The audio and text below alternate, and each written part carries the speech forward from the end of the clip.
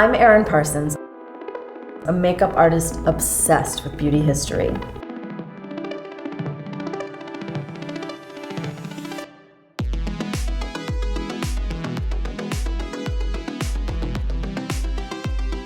Cosmetics go back 7,000 years and are present in almost every society on Earth. Makeup isn't just about what's on the surface. It's about thousands of years of expressing yourself.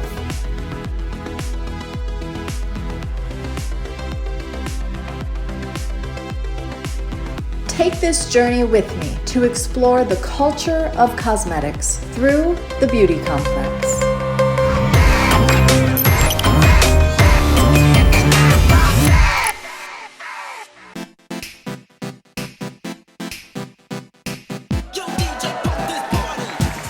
Here they are, the Club Kids. Could one of these Club Kids be your son or daughter? You've seen the movie Willy Wonka and the Chocolate Factory? I guess I could compare the vibe to that. And look at these glasses. These will go with your Barbie doll wig. Oh, yes!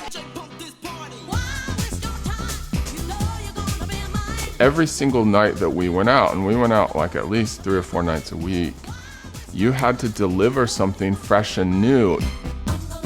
A club kid is all about just being free with yourself and expressing yourself. The clubs really are an outlet. Are these spoiled rich kids who are rebelling? Well, they come to New York from all over the country. They change their names. They just create costumes and characters that are flamboyant. It's more of a rebellion against boredom and oppression and society constantly telling them that they can't have fun. I was curious about when did you go to New York?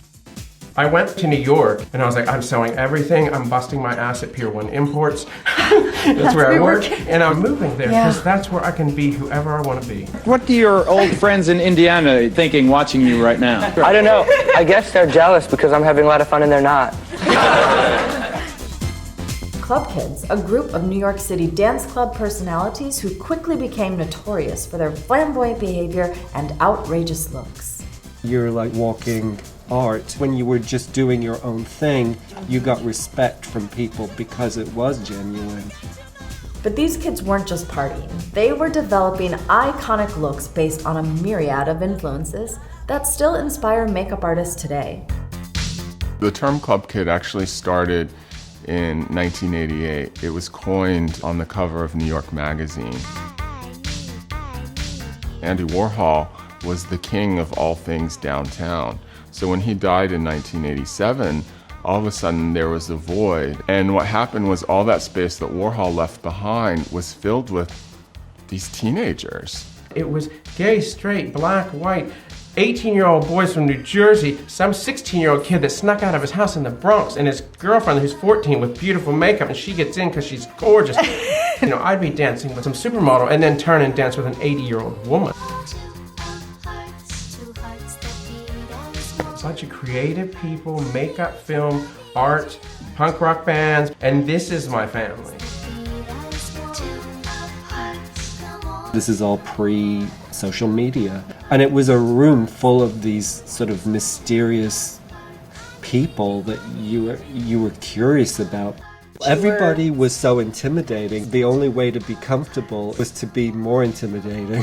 That is genius. And then they would come talk to you. What made the Club Kids different is that we weren't trying to hide out. We didn't want to be an underground scene. We wanted to be right next to the McDonald's commercial. And that's why we went on daytime talk shows. For some of us, it's all about the art and not about the drugs and not about the sex and not about all the other stuff that everybody seems to play it all up to be. When I was 15 years old, I started wearing makeup as a punk kid, and it was only black eyeliner. And then I discovered Abracadabra and shops like Patricia Field, and they had the Krylon liquid makeup. I shaved my eyebrows off, so I was like, let's get those out of the way.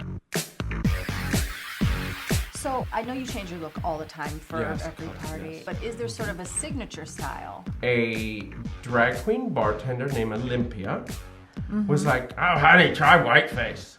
And I was like, whiteface? I knew of it because of clowns. And that was my signature. And then I went to prosthetics and the teeth one. And that was a step above, like going out with prosthetics on. That's so cool. Yeah. My black was like a deep, dark berry color. And I started using blues and reds because it didn't sit on top of the face. I felt that there was more depth.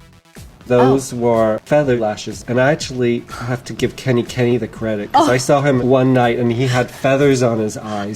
But I think the thing is, you would have to figure it out yourself. Yeah. So it would sort of turn into your own thing. I ended up just taking the feather and smushing it in the mascara.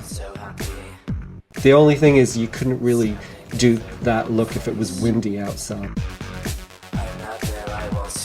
My first attempts was just to draw a sort of graphic, almost like paisley-shaped painted eyebrows.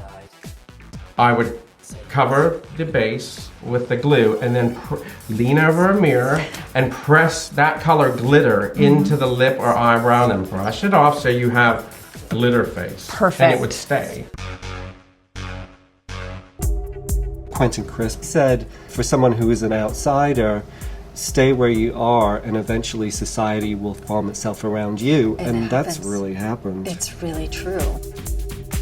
We don't know that something's happened until it's over. When there's these articulated moments, you have to show up and you have to participate because they're gone like that, you know? And that's, you know, that's life.